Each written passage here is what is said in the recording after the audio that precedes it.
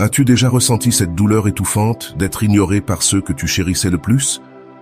La personne disparaît, ne répond pas, agit comme si tu n'existais même pas, et chaque silence de sa part semble crier que tu ne vaux rien. Mais que dirais-tu si je te disais qu'il existe un moyen de renverser cela? Ce n'est ni de la magie, ni des astuces bon marché, c'est une méthode puissante, éprouvée depuis des siècles, qui peut faire en sorte que cette même personne qui te méprise aujourd'hui commence à te désirer et même à te poursuivre en moins de 30 jours. Ce secret provient du stoïcisme, qui a formé des leaders et des conquérants, et qui peut maintenant transformer ta vie amoureuse. Lorsque tu l'appliques de la bonne manière, il se passe quelque chose de surprenant. La personne qui t'a rejeté commence à te manquer, et plus elle t'a ignoré auparavant, plus l'impact sera fort.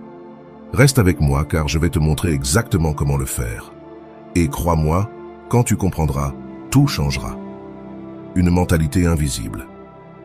Dans notre parcours quotidien en matière de relations, nous nous retrouvons souvent obsédés par cette personne qui nous ignore, essayant désespérément de comprendre ce qui se passe dans sa tête. On se demande pourquoi elle ne nous accorde pas d'attention, pourquoi elle agit comme si nous étions invisibles, pourquoi il lui semble si facile de continuer sa vie alors que nous sommes là à penser à elle chaque minute. C'est comme s'il y avait un mur de verre entre nous. On peut voir, mais on ne peut pas toucher, on ne peut pas atteindre. Le premier pas pour changer cette dynamique est de comprendre que l'esprit de ceux qui nous rejettent fonctionne d'une manière très spécifique. Quand quelqu'un décide de nous ignorer, il fonctionne généralement en mode protection automatique. C'est comme si cette personne avait construit un bouclier invisible autour d'elle, pas nécessairement parce qu'elle ne nous aime pas, mais parce qu'elle suit un modèle mental qu'elle ne remarque même pas. Imagine que l'esprit de cette personne soit comme une pièce sombre. À ce moment-là, elle a décidé qu'il était plus sûr de garder les rideaux fermés que de laisser entrer la lumière.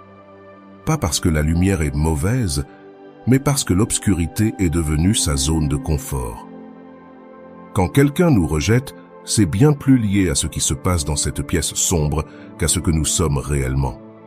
Le stoïcisme nous enseigne quelque chose de fondamental à ce sujet. Nous ne pouvons pas contrôler les actions des autres, mais nous pouvons contrôler notre réponse à celles-ci. Lorsque nous comprenons que le rejet que nous recevons n'est qu'un reflet de l'état mental de l'autre personne, nous commençons à nous libérer du poids écrasant du rejet personnel. Mais voici le secret que peu de gens connaissent. Plus quelqu'un tente de garder cette pièce dans l'obscurité, plus il développe une curiosité pour la lumière extérieure. C'est une loi naturelle de l'esprit humain. Plus nous nions quelque chose, plus nous nous dirigeons vers cela.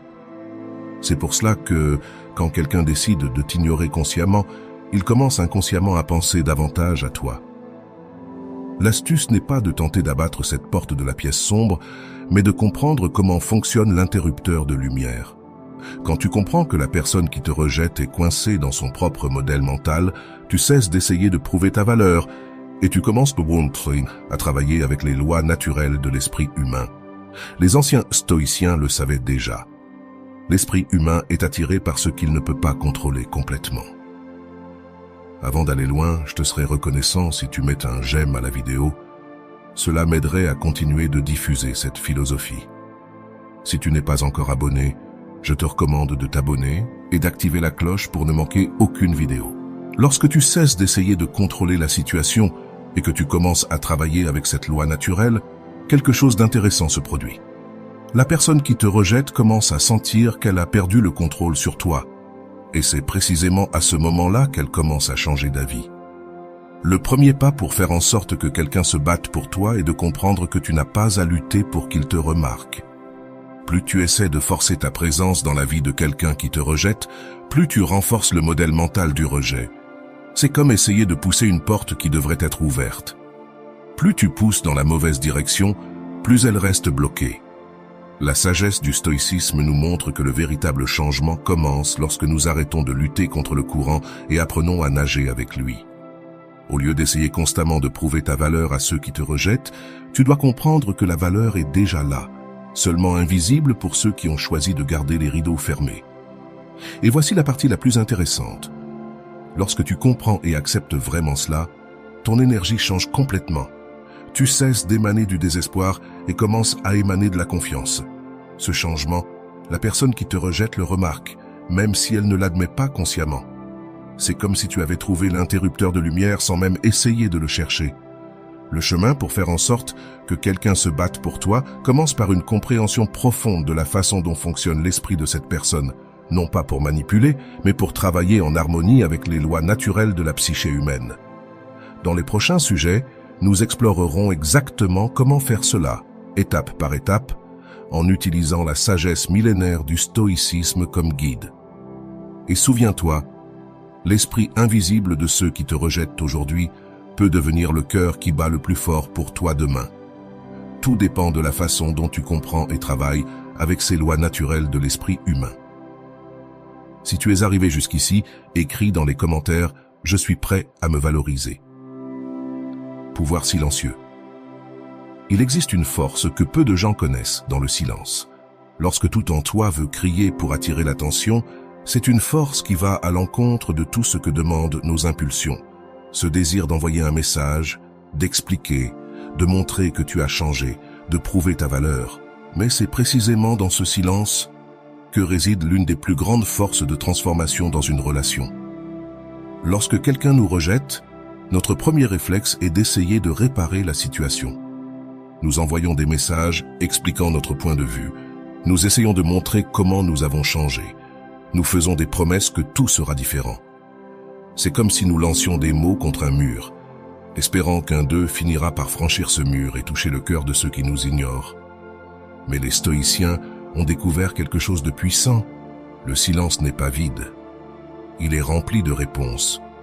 Lorsque tu arrêtes d'essayer de remplir tous les espaces avec des mots, des explications et des tentatives de contact, quelque chose de magique commence à se produire dans l'esprit de ceux qui te rejettent. C'est comme si tu créais un vide qui, naturellement, doit être rempli. Pense à la facilité avec laquelle tu entends un chuchotement dans une pièce silencieuse comparé à un cri dans le bruit. De la même manière, ton silence devient bien plus puissant que tous les mots que tu pourrais dire. Lorsque tu arrêtes de faire du bruit, la personne qui te rejette commence à entendre ses propres pensées à ton sujet. Le pouvoir silencieux ne consiste pas à jouer à des jeux émotionnels ou à manipuler des sentiments. Il s'agit de comprendre une vérité profonde de la nature humaine. Nous sommes naturellement attirés par ce qui n'est pas constamment disponible. Lorsque tu cesses d'être toujours là, toujours disponible, toujours suppliant pour de l'attention, tu crées un espace pour que l'autre personne te manque. C'est comme ce moment où tu es dans une pièce avec un ventilateur allumé. Tu ne remarques le bruit qu'il fait que lorsqu'il est éteint. De la même manière, lorsque tu cesses de faire tout ce que tu peux pour rester en contact, la personne qui te rejette commence à remarquer ton absence d'une manière qu'elle n'avait jamais remarquée auparavant. Les anciens stoïciens enseignaient que le véritable pouvoir ne réside pas dans la quantité de bruit que l'on peut faire, mais dans la quantité de silence que l'on peut supporter. Il ne s'agit pas de faire semblant que tu n'en as rien à faire. Il s'agit de t'inquiéter suffisamment pour donner à l'autre la place dont il a besoin pour te manquer. Ce silence a un effet intéressant sur l'esprit de ceux qui te rejettent. Lorsque tu es toujours là, toujours disponible, toujours en train d'essayer, tu deviens prévisible. Mais lorsque tu embrasses le pouvoir du silence, tu deviens un mystère, et l'esprit humain est naturellement attiré par les mystères. Le pouvoir silencieux travaille également en toi de manière profonde. Plus tu pratiques le silence conscient, plus tu deviens fort émotionnellement. C'est comme un muscle qui se renforce avec l'exercice. Chaque moment calme où tu aurais voulu parler te rend plus fort, plus centré, plus attrayant. Mais il y a un art dans le fait de maintenir ce silence. Il ne s'agit pas de disparaître complètement. Agir par dépit, c'est maintenir ta dignité et ton amour propre tout en laissant de l'espace pour que l'autre personne ressente le poids de ton absence. C'est comprendre que parfois, le plus grand pouvoir réside dans le fait de ne rien faire. Et quelque chose de surprenant se produit lorsque tu maîtrises cet art. Les gens commencent à te valoriser davantage, non pas parce que tu joues un jeu, mais parce que tu montres que tu te valorises suffisamment pour ne pas mendier d'attention. Ce respect de soi est magnétique. Il attire les personnes d'une manière que les mots ne peuvent pas. Le pouvoir silencieux est l'une des armes les plus puissantes que tu possèdes pour transformer la dynamique d'une relation. C'est comme une force gravitationnelle. Plus tu te retires, plus l'autre personne se sent naturellement attirée vers toi. Dans les prochaines étapes, nous explorerons comment utiliser ce pouvoir de manière encore plus efficace. Le vide magnétique. As-tu déjà remarqué comment une pièce vide semble plus grande? Comment elle amplifie le silence, chaque petit bruit? C'est exactement ainsi que ça fonctionne lorsque tu crées un vide dans la vie de quelqu'un qui te rejette. Ce vide n'est pas simplement une absence, mais devient une force magnétique qui commence à attirer l'attention et les pensées de l'autre personne vers toi. Quand tu occupais trop d'espace dans la vie de quelqu'un avec des textos, des appels, une présence constante, il était facile de t'ignorer. C'est comme vivre à côté d'une voie ferrée. Après un certain temps, on ne remarque même plus le bruit des trains qui passent. Mais lorsque tu crées un vide, chaque petit souvenir de toi devient plus fort, plus remarquable. Les stoïciens ont compris quelque chose de fondamental sur la nature humaine. Nous sommes programmés pour combler les vides. Lorsque quelque chose qui était toujours présent disparaît, notre esprit commence naturellement à s'interroger à ce sujet. C'est un instinct aussi puissant que la soif ou la faim. Nous avons besoin de remplir les espaces vides de notre vie. Pense à la manière dont ça fonctionne lorsque tu essaies de ne pas penser à quelque chose de spécifique. Plus tu t'efforces de ne pas y penser, plus cela occupe ton esprit. Il en va de même lorsque tu crées un vide dans la vie de quelqu'un qui te rejette. Plus cette personne essaie de ne pas penser à toi, plus tu occupes ses pensées. Mais il y a un art dans la création de ce vide magnétique. Il ne s'agit pas de disparaître complètement ou de faire semblant de mourir. Il s'agit de réduire ta présence de manière à ce que l'autre personne commence à remarquer les petits moments où tu étais là. Ce bonjour qui n'est plus arrivé, ce sourire qui n'est plus là, cet espace vide où il y avait une présence constante. Le secret réside dans la compréhension que le vide magnétique fonctionne avec la nature humaine, pas contre elle. Lorsque quelqu'un est toujours disponible, toujours présent, notre cerveau catalogue cette personne comme garantie. Nous n'avons pas besoin de trop penser à elle, car nous savons qu'elle sera là. Mais lorsque cette présence constante se transforme en vide, notre cerveau se met immédiatement à travailler pour comprendre ce qui a changé. C'est comme si tu étais dans un restaurant bondé et que soudainement, tout le monde part. Le silence soudain attire plus l'attention que tout le bruit précédent. De la même manière, son absence consciente commence à attirer plus l'attention que sa présence précédente. Ce vide a également un autre effet puissant. Il laisse de l'espace pour que l'autre personne crée une version idéalisée de toi dans son esprit. Lorsque tu es toujours là, montrant tous tes côtés, il est facile pour quelqu'un de se concentrer sur tes petits défauts. Mais lorsque tu crées un vide, l'esprit de l'autre personne commence naturellement à se souvenir davantage des bons moments, des qualités qui passaient inaperçues auparavant. Le vide magnétique fonctionne également avec un autre principe stoïcien important, le détachement. Lorsque tu parviens à créer ce vide sans désespoir, sans colère, seulement avec la tranquille certitude de ceux qui savent ce qu'ils valent, tu deviens encore plus magnétique. C'est comme si ta paix intérieure amplifiait le pouvoir d'attraction de ce vide. Mais peut-être, l'effet le plus puissant du vide magnétique est son impact sur la personne qui te rejette. Lorsque tu es toujours là, il est facile pour elle de maintenir le contrôle de la situation. Mais lorsque tu crées ce vide, tu changes complètement le jeu. Tout à coup, elle se rend compte qu'elle n'a plus de contrôle sur sa présence ou son absence dans ta vie. Et voici la partie la plus intéressante. Plus ta présence était forte auparavant, plus puissant sera le vide que tu crées. C'est comme si tu retirais un meuble lourd d'une pièce. L'espace vide qui reste est impossible à ignorer. De la même manière, plus tu occupes d'espace dans la vie de quelqu'un, plus ton absence sera notée. Le vide magnétique n'est pas une technique de manipulation. C'est une loi naturelle de la psychologie humaine. C'est comprendre que parfois, pour que quelqu'un te manque réellement, tu dois lui donner la chance d'expérimenter ce que c'est que la vie sans toi. Si tu es arrivé jusqu'ici, écris dans les commentaires « Je suis prêt à me valoriser ». Le déclencheur caché. Il existe un interrupteur secret dans l'esprit de chaque personne qui te rejette, un déclencheur émotionnel si puissant qu'une fois activé, il peut transformer l'indifférence en un intérêt intense. Ce déclencheur n'est pas là où la plupart des gens cherchent. Il ne réside pas dans les mots que tu dis, les promesses que tu fais ou les changements que tu montres. Il se cache dans un endroit beaucoup plus profond, dans la peur d'avoir commis une erreur. Le stoïcisme nous enseigne que les gens ne sont pas guidés par la logique, mais par leur perception. Lorsque quelqu'un te rejette, il crée une histoire dans son esprit pour justifier cette décision. Il a besoin de croire qu'il prend la bonne décision. Mais il y a une fissure dans cette certitude, un petit doute qui attend d'être éveillé. Pense à comment tu te sens lorsque tu vois quelqu'un que tu as rejeté, continuer sa vie normalement, grandir, évoluer, sans montrer qu'il souffre à cause de toi. Quelque chose de bizarre se produit à l'intérieur de toi. Un mélange de curiosité et de malaise. Ai-je fait une erreur? Pourquoi ne court-il plus après moi?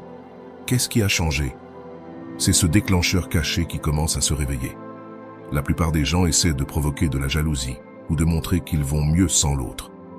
Mais le vrai déclencheur caché est beaucoup plus subtil et puissant. C'est faire en sorte que l'autre personne remette en question sa propre décision sans se rendre compte qu'elle est en train de le faire. Il ne s'agit pas de publier des photos heureuses ou de montrer que tu es avec quelqu'un d'autre. Il s'agit de créer une transformation qui soit tellement authentique qu'elle fasse réfléchir l'autre personne. J'ai perdu quelque chose de spécial. Les stoïciens le savaient déjà. Le doute est plus puissant que la certitude. Lorsque quelqu'un est absolument sûr de sa décision de te rejeter, cette certitude est comme une armure. Mais lorsque tu actives le déclencheur caché du doute, de petites fissures commencent à apparaître dans cette armure. Non pas parce que tu as essayé de la briser, mais parce qu'elle commence à se briser de l'intérieur. Le secret est de comprendre que ce déclencheur ne s'active pas par des actions directes, mais par des changements subtils. C'est comme cette sensation que tu as lorsque tu retournes dans un endroit après longtemps et que quelque chose semble différent. Mais tu ne sais pas exactement quoi.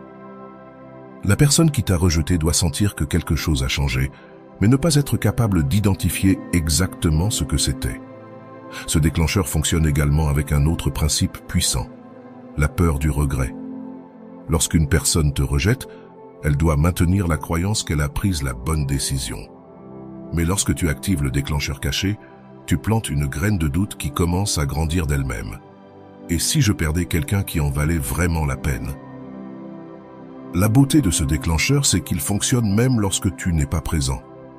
Une fois activé, il continue à fonctionner dans l'esprit de l'autre personne, comme un programme qui s'exécute en arrière-plan. Chaque petite chose qu'elle voit ou entend à propos de toi nourrit ce doute grandissant. Non parce que tu essaies de prouver quelque chose, mais parce qu'elle commence à voir des choses qu'elle n'avait pas remarquées auparavant. Le déclencheur caché a aussi un effet intéressant sur l'orgueil de la personne qui t'a rejeté. Quand tu arrêtes de tenter de prouver ta valeur et que tu commences à vivre ta vie de manière authentique, tu élimines la sensation de pouvoir que le rejet lui avait donnée. Subitement, il ne s'agit plus de savoir si elle te rejette, mais de la possibilité qu'elle ait commis une erreur de jugement. Mais voici la partie la plus puissante. Ce déclencheur ne fonctionne que lorsque tu fais vraiment les changements pour toi, pas pour elle. C'est comme un paradoxe. Moins tu essaies d'activer ce déclencheur, plus il devient puissant, car la transformation la plus magnétique est celle qui se produit naturellement, sans forcer, sans essayer d'impressionner. C'est comme une goutte d'eau qui tombe constamment au même endroit. Au début, cela ne semble avoir aucun effet, mais avec le temps, cela peut créer un trou dans la roche la plus dure. De la même manière, le déclencheur caché transforme lentement la certitude du rejet en un doute de plus en plus grand, jusqu'à ce que cette personne ne puisse plus ignorer la possibilité d'avoir laissé échapper quelque chose de précieux. Et lorsque ce déclencheur s'active pleinement, la personne qui t'a rejeté commence à faire quelque chose d'intéressant. Elle commence à chercher des raisons de revenir sur sa décision. Pas parce que tu l'as supplié ou prouvé quelque chose, mais parce qu'elle commence à remettre en question ses propres certitudes. Il existe une loi naturelle dans les relations. Tout ce que tu projettes revient vers toi, comme un miroir invisible. Mais cela ne se passe pas toujours comme tu l'attends. Lorsque quelqu'un te rejette et que tu réagis avec désespoir, poursuite et attachement, cette énergie revient sous la forme de plus de rejet. Mais quand tu apprends à travailler avec la loi du retour, quelque chose de magique se produit. Les stoïciens ont compris qu'il existe un flux naturel dans toute chose. Tout comme une marée qui monte et descend, les sentiments et actions des gens suivent également un schéma.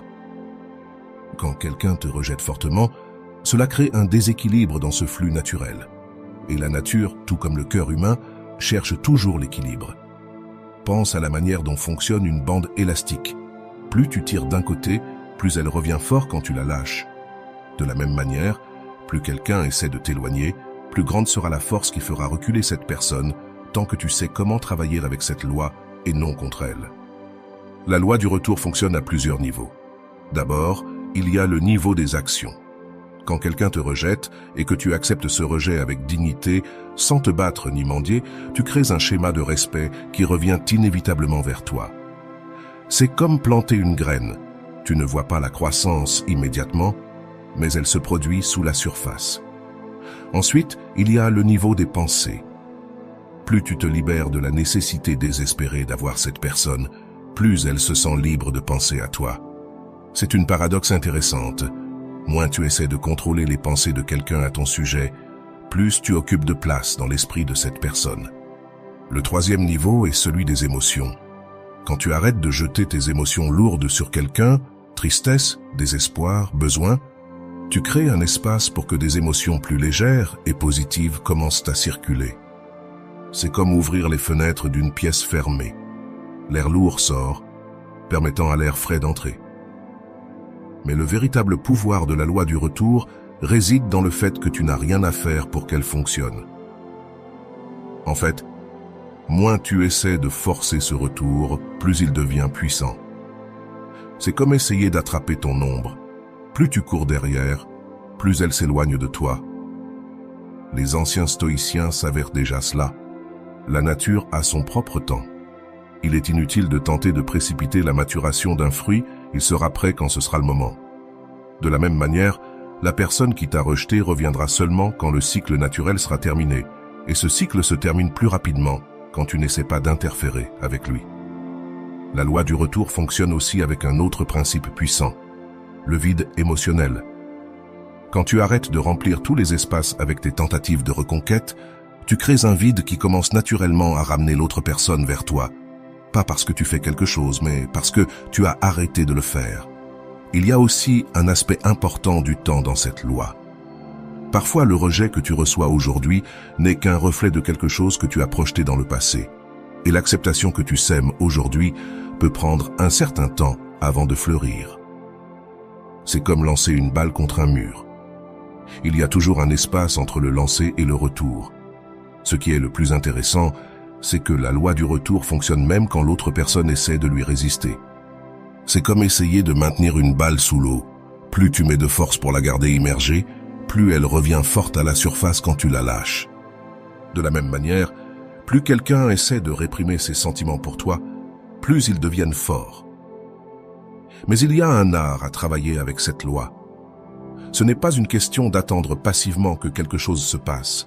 C'est de créer l'environnement approprié pour que le retour naturel se produise. C'est comme un jardinier qui ne tire pas sur la plante pour qu'elle pousse plus vite, mais qui crée les conditions idéales pour qu'elle pousse toute seule. Et voici le secret le plus profond de la loi du retour. Tout commence avec toi. Quand tu te libères vraiment du besoin d'avoir cette personne à nouveau, quand tu trouves la paix et l'équilibre en toi-même, tu crées une force magnétique naturelle qui commence à attirer tout ce qui est en harmonie avec ce nouvel état. Le désir inversé. T'es-tu déjà rendu compte que nous voulons toujours plus de ce que nous ne pouvons pas avoir? Il y a une force étrange qui rend ce qui est inaccessible encore plus désirable. Au moment où quelqu'un se rend compte qu'il ne peut plus t'avoir facilement, quelque chose change dans son esprit. C'est comme un interrupteur qui allume un désir jusque-là endormi. C'est la loi du désir inversé. Et elle peut transformer le rejet en attraction. Quand tu es toujours disponible, toujours là, pratiquement en train de supplier pour de l'attention, tu réduis involontairement ta valeur aux yeux de ceux qui te rejettent. C'est comme ce restaurant toujours vide, même si la nourriture est bonne. Les gens se demandent naturellement pourquoi personne ne va là-bas. Mais lorsque le même restaurant commence à avoir une file d'attente, soudainement tout le monde veut y aller. Les stoïciens ont compris quelque chose de profond sur la nature humaine. Nous désirons plus intensément ce que nous croyons que nous pouvons perdre. Quand quelqu'un te rejette, cette personne agit avec la certitude qu'elle peut te récupérer quand elle veut, mais quand tu inverses cette dynamique, quand tu montres que tu n'es plus disponible comme avant, tu actives un puissant déclencheur dans l'esprit de cette personne. Pense à comment tu te sens lorsque tu perds de l'intérêt pour quelqu'un qui a toujours montré de l'intérêt pour toi. Même si tu ne voulais rien au départ, Quelque chose change quand tu te rends compte que cette personne n'est plus disponible. C'est comme si un film se déroulait dans ta tête, montrant tous les bons moments que tu aurais pu passer avec elle. Le désir inversé ne consiste pas à jouer ou à feindre l'indifférence, mais à changer réellement de perspective, à investir en toi-même, à créer une vie qui est tellement intéressante que les autres commencent à se demander ce qu'ils sont en train de manquer. Quand tu arrêtes de faire de l'autre personne le centre de ton monde, tu deviens le centre du sien. Il y a une magie spéciale lorsque quelqu'un se rend compte qu'il a perdu le pouvoir qu'il avait sur toi. C'est comme si cette personne se réveillait soudainement d'un transe et commençait à te voir sous un autre angle. Cette personne qui t'a rejeté commence à ressentir une inquiétude, une curiosité. Pourquoi a-t-il changé? Pourquoi ne te poursuis-tu plus? Les philosophes de l'Antiquité savaient que les êtres humains se sentent naturellement attirés par les mystères. Lorsque tu deviens un mystère pour quelqu'un qui pensait te connaître complètement, tu réveilles un nouveau type d'intérêt. Il ne s'agit plus de ce que cette personne savait déjà de toi, mais de ce qu'elle se rend compte qu'elle ne sait plus. Le désir inversé fonctionne également avec notre tendance naturelle à remettre en question nos choix lorsque nous ne pouvons plus les avoir. C'est comme lorsque tu décides de ne pas acheter quelque chose, et puis tu découvres que c'est en rupture de stock. Soudainement, tu commences à penser que tu aurais dû l'acheter quand tu en avais l'occasion. La personne qui t'a rejeté commence à se demander si elle a fait le bon choix, lorsqu'elle réalise que tu n'es plus disponible. Mais il y a un art dans la création de ce désir inversé. Il ne s'agit pas de vengeance, ni de faire souffrir l'autre. Il s'agit de continuer à avancer dans ta vie en te concentrant sur ton développement personnel, en créant de nouvelles connexions et expériences. Plus ce changement est authentique, plus son effet sera puissant. C'est comme une danse invisible. Moins tu essaies de guider, plus l'autre personne se sent attirée à suivre tes pas. Le désir inversé est plus fort lorsque tu n'essaies pas de créer ce désir. Lorsque tu vis réellement ta vie sans te soucier de l'opinion de la personne qui t'a rejeté. Il y a aussi un aspect intéressant du temps dans cette dynamique. Le désir inversé commence généralement à fonctionner juste au moment où tu as cessé d'attendre qu'il fonctionne. C'est comme chercher les clés de la voiture. Tu ne les trouves que lorsque tu arrêtes de les chercher obsessivement.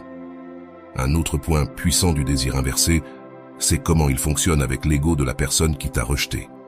Lorsque quelqu'un te rejette, une partie de cette décision provient de l'ego, de la sensation de pouvoir que procure le fait d'avoir quelqu'un à ses pieds. Mais lorsque tu inverses cette dynamique, tu inverses aussi le jeu de l'ego. Soudainement, c'est son ego qui est défié. Et peut-être que l'aspect le plus transformateur du désir inversé, c'est comment il te change de l'intérieur. Lorsque tu cesses de désirer désespérément l'attention de quelqu'un, tu deviens plus fort, plus centré, plus attirant. C'est un changement qui commence en toi et qui affecte naturellement la façon dont les autres te voient. Ce qui se passe à l'intérieur de ton esprit a plus de pouvoir que tout ce que tu peux faire à l'extérieur. Lorsque quelqu'un te rejette, il est facile de se concentrer sur des actions extérieures, comme changer ton apparence, envoyer des messages, essayer de provoquer des rencontres fortuites. Mais les stoïciens ont découvert que le véritable jeu se déroule dans le domaine mental, dans les batailles silencieuses que nous menons avec nos propres pensées. Imagine ton esprit comme un jardin. Chaque pensée que tu as à propos de la personne qui t'a rejeté est comme une graine que tu plantes. Si tu continues à planter des graines de désespoir, de manque et de faible estime de toi, c'est ce qui grandira et se manifestera dans tes actions. Mais lorsque tu apprends à planter les bonnes graines, tout le jeu change. Le premier pas dans ce jeu intérieur est de comprendre que le rejet ne définit pas ta valeur. Lorsque quelqu'un te rejette, il est facile de tomber dans le piège de penser qu'il y a quelque chose qui ne va pas chez toi. Mais les stoïciens ont enseigné quelque chose de puissant. L'opinion que les autres ont de toi ne change pas qui tu es vraiment. C'est comme un nuage qui passe devant le soleil. Il peut bloquer la lumière temporairement, mais il n'atténue pas l'éclat du soleil. Si tu es arrivé jusqu'ici, écris dans les commentaires « Je suis prêt à me valoriser ». Lorsque tu changes ton jeu intérieur, quelque chose d'intéressant commence à se produire chez la personne qui t'a rejeté. C'est comme si elle pouvait sentir ce changement, même sans comprendre exactement ce qui a changé. Il ne s'agit pas de ce que tu fais ou dis. Il s'agit de l'énergie que tu dégages. Lorsque tu crois vraiment en ta propre valeur, le jeu intérieur implique aussi de changer la manière dont tu vois le rejet. Au lieu de le voir comme une fin, tu commences à le voir comme un nouveau départ. Au lieu de le voir comme une défaite, tu le vois comme une opportunité de croissance. Ce changement de perspective n'est pas juste un truc mental, mais il transforme la manière dont tu te comportes, et par conséquent, la manière dont les autres te répondent. Il y a un pouvoir spécial lorsque tu cesses de tenter de contrôler les pensées et actions de l'autre personne et que tu te concentres sur le contrôle de tes propres pensées et actions. C'est comme apprendre à nager. Plus tu luttes contre l'eau, plus tu t'enfonces. Mais lorsque tu apprends à flotter avec elle, bouger devient naturel. Le jeu intérieur fonctionne aussi avec un principe puissant. Plus tu t'acceptes toi-même, plus tu deviens acceptable pour les autres. Il ne s'agit pas de changer qui tu es pour plaire à une autre personne, il s'agit de te sentir tellement à l'aise avec qui tu es que tu attires naturellement les bonnes personnes. Une partie cruciale de ce jeu est d'apprendre à gérer tes attentes. Lorsque tu attends constamment une réponse, un message, un signe de la personne qui t'a rejeté, tu lui donnes tout le pouvoir sur ton état émotionnel. Mais lorsque tu apprends à vivre sans ces attentes, tu deviens beaucoup plus puissant. Les stoïciens enseignaient que notre plus grande force provient de l'acceptation de ce que nous ne pouvons pas contrôler et de nous concentrer sur ce que nous pouvons contrôler. Dans le jeu intérieur, cela signifie accepter que tu ne peux pas contrôler les sentiments de l'autre personne, mais tu peux contrôler entièrement comment tu y réponds. Il y a aussi un aspect important du temps dans ce jeu. La transformation intérieure ne se fait pas du jour au lendemain, c'est un processus graduel, comme l'aube. Chaque petit changement que tu fais dans tes pensées et attitudes s'ajoute pour créer une transformation complète. Le plus intéressant, c'est que le jeu intérieur continue de fonctionner même lorsque tu ne fais rien à l'extérieur. C'est comme un programme qui tourne en arrière-plan sur ton ordinateur, même lorsque tu n'y penses pas activement. Les changements continuent de se produire. Le jeu intérieur a aussi un effet intéressant sur ton magnétisme personnel. Lorsque tu es en paix avec toi-même, lorsque tu n'es plus désespéré par l'approbation ou l'attention, tu deviens naturellement plus attractif. Non pas parce que tu essaies de l'être, mais parce que tu es authentique. Et voici le secret le plus profond du jeu intérieur. Lorsque tu changes vraiment de l'intérieur, tu n'as plus besoin d'essayer de prouver quoi que ce soit à l'extérieur. Ta présence devient tellement forte que les gens commencent naturellement à le remarquer, y compris celui qui t'a rejeté. Il y a quelque chose en toi que personne d'autre dans le monde n'a. Ton énergie unique, ton essence particulière qui te fait être qui tu es. Lorsque quelqu'un te rejette, il est courant d'essayer de changer cette énergie, d'essayer d'être ce que tu crois que l'autre personne veut. Mais les stoïciens ont découvert que le véritable pouvoir réside dans l'acceptation et l'amplification de ton énergie unique, pas dans le fait d'essayer d'être quelqu'un d'autre. Pense à la façon dont certaines personnes entrent dans une pièce et semblent illuminer tout l'endroit, tandis que d'autres à peine se remarquent. Il ne s'agit pas de beauté physique ou de statut social, mais de l'énergie qu'ils portent. Lorsque tu essaies d'être ce que tu n'es pas, ton énergie devient faible et confuse. Mais lorsque tu acceptes vraiment qui tu es, ton énergie devient magnétique. C'est comme un parfum unique. Tu peux essayer de copier d'autres fragrances, mais elles ne seront jamais aussi authentiques que celles qui correspondent naturellement à ta chimie personnelle. De même, ton énergie unique est plus puissante lorsque tu lui permets de couler naturellement, sans essayer de forcer ou d'imiter les autres. Lorsque quelqu'un te rejette, il est tentant de penser que tu dois te transformer complètement pour être désirable. Mais la vérité, c'est que tu dois seulement amplifier ce que tu as déjà de meilleur. C'est comme un instrument de musique. Il n'a pas à essayer de sonner comme un autre instrument, il doit juste être bien accordé à sa propre fréquence. Les stoïciens ont compris que chaque personne a sa propre nature et qu'il faut éviter de lutter contre cette nature. Cela n'apporte que de la souffrance lorsque tu acceptes et embrasses ton énergie unique. Il se passe quelque chose d'intéressant. Les gens commencent à se sentir naturellement attirés par toi, y compris celui ou celle qui t'a rejeté. Il y a un pouvoir spécial lorsque tu cesses d'essayer de t'adapter au moule que tu penses que les autres veulent et que tu commences à briller de ta propre lumière. C'est comme une danse. Lorsque tu essaies d'imiter les pas d'un autre danseur, cela se ressent comme artificiel. Mais lorsque tu trouves ton propre rythme, cela devient fascinant. Ton énergie unique possède également un autre pouvoir intéressant. Elle est irremplaçable. Lorsque tu essaies d'être comme les autres, tu deviens remplaçable. Mais lorsque tu acceptes ta singularité, tu deviens irremplaçable. Et c'est quelque chose dont la personne qui t'a rejeté se rendra compte tôt ou tard. Pense à combien de fois tu t'es senti attiré par quelqu'un, non pas parce qu'il ou elle était parfait, mais parce qu'il ou elle avait quelque chose de différent, quelque chose d'unique. C'est cette même énergie que tu dois cultiver en toi-même. Il ne s'agit pas d'être parfait, il s'agit d'être parfaitement toi-même. L'énergie unique fonctionne également selon un autre principe puissant, l'authenticité. Lorsque tu es vraiment toi-même, les gens le ressentent. C'est comme un détecteur de mensonges naturels.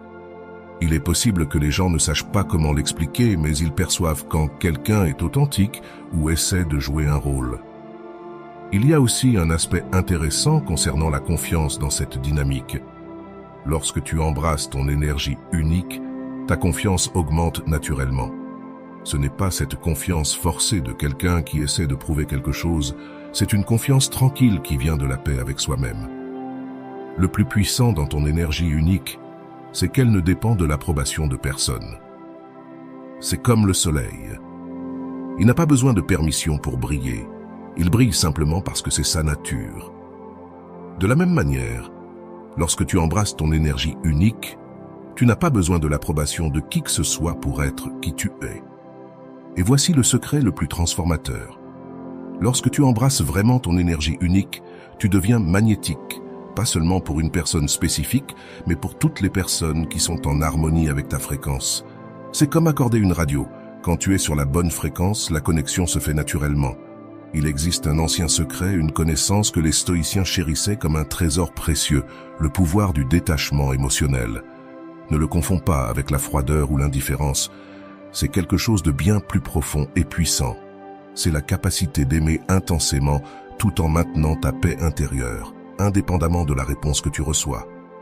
Lorsque quelqu'un te rejette, l'instinct naturel est de s'accrocher plus fort, de lutter de toutes tes forces pour ne pas perdre cette personne. Mais les anciens le savaient déjà. Plus tu essaies de maintenir le sable dans ta main, plus il s'écoule vite entre tes doigts. Le véritable secret est de garder la main ouverte, permettant au sable de rester ou de partir naturellement. Ce secret ancien ne consiste pas à renoncer à ce que tu veux, mais à changer complètement la manière dont tu le veux. C'est comme apprendre à admirer une fleur sans avoir besoin de l'arracher du jardin. Tu peux aimer profondément quelqu'un sans avoir à être propriétaire de cette personne, sans faire en sorte que ton bonheur dépende d'elle. Les stoïciens ont découvert qu'il y a une force invisible qui commence à agir lorsque tu lâches vraiment prise. Les gens se sentent naturellement attirés par ceux qui ne cherchent pas à les retenir. C'est comme un oiseau qui se pose dans ta main. Il y reste seulement s'il sent qu'il peut s'envoler quand il le souhaite. Imagine une personne tenant un ballon à gaz. Plus elle le serre, plus le ballon lutte pour s'échapper. Mais lorsque cette personne lâche la corde et laisse le ballon flotter librement à côté d'elle, il se passe quelque chose de magique. Le ballon cesse d'essayer de fuir. Il en va de même dans les relations. Lorsque tu laisses de côté le besoin de contrôle, les gens veulent naturellement être proches de toi. Le secret ancien implique aussi de comprendre que rien n'est permanent, ni le rejet, ni l'acceptation. Lorsque tu acceptes vraiment cela, tu cesses de lutter contre la réalité actuelle et tu commences à te laisser porter par elle. C'est comme un fleuve qui ne lutte pas contre les pierres sur son chemin, il trouve simplement de nouvelles manières de s'écouler.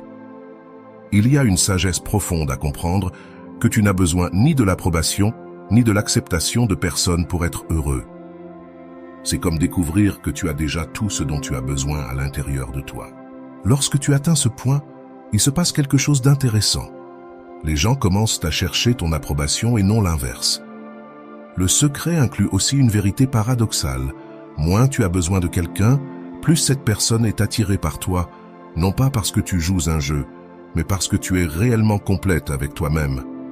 C'est comme un feu de camp par une nuit froide. Les gens se rapprochent naturellement de ceux qui ont leur propre lumière. Cette connaissance ancienne nous enseigne quelque chose de précieux sur le temps. Parfois, il est nécessaire de perdre complètement quelqu'un pour pouvoir récupérer cette personne d'une manière plus vraie. C'est comme un fruit qui doit tomber de l'arbre pour que ses graines puissent faire pousser de nouveaux arbres. Le plus puissant de ce secret, c'est comment il fonctionne avec l'ego de la personne qui t'a rejeté. Lorsque tu montres un détachement sain, tu élimines le pouvoir que le rejet a donné à son ego. C'est comme retirer le carburant d'un feu sans réaction désespérée, le rejet perd sa force. Et voici la partie la plus transformatrice. Lorsque tu incarnes vraiment ce secret ancien, tu te libères. Non seulement de la personne qui t'a rejeté, mais de tous les schémas toxiques dans les relations. Tu deviens capable d'aimer de manière plus mature et profonde. Le secret ancien est comme une clé qui ouvre non seulement la porte du cœur de celui ou celle qui t'a rejeté, mais toutes les portes de relations plus saines et équilibrées dans ta vie. Il y a une force dans la nature qui ne peut être forcée ou manipulée. C'est l'attraction naturelle. C'est comme la gravité. Tu n'as pas besoin de convaincre les objets de tomber. Ils tombent simplement. Dans les relations, cette même loi naturelle existe, mais peu savent comment travailler avec elle, plutôt que contre elle.